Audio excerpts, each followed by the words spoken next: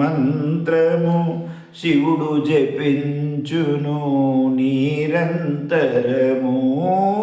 హరి హరి హరి అను మంత్రము శివుడు జపించును నిరంతరము. నాలుకతోటి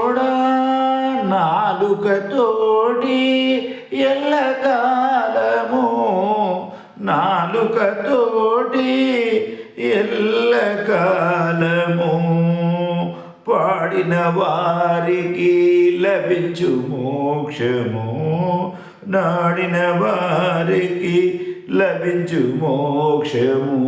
నిత్య సత్యము మరియు అమితము, నిత్య సత్యము మరియు అమితము.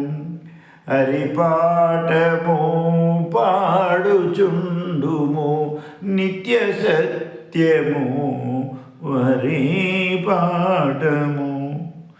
వారి వైపు కలికాలము, వారి వైపు కలికాలము కన్నెత్తి చూడదు కనుగొనుము.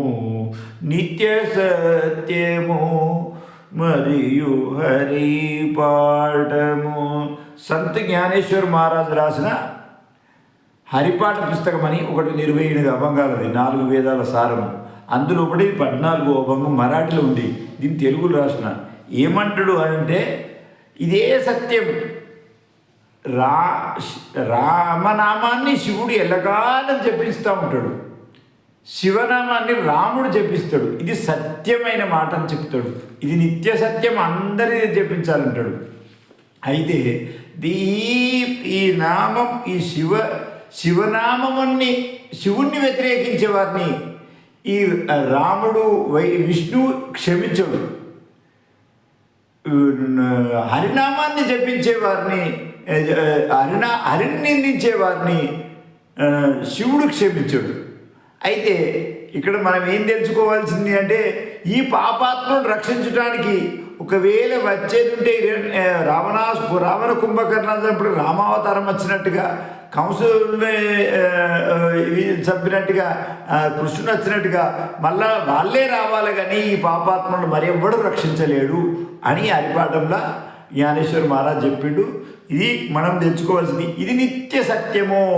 శివుణ్ణి వ్యతిరేకిస్తే ఆ పాపాత్మను ఎవ్వడూ రక్షించలేడు, విష్ణువుని వ్యతిరేకిస్తే పాపాత్మను ఎవరు రక్షించలేరు. అవతార పురుషులే మళ్ళీ రావాల్సి ఉంటుంది.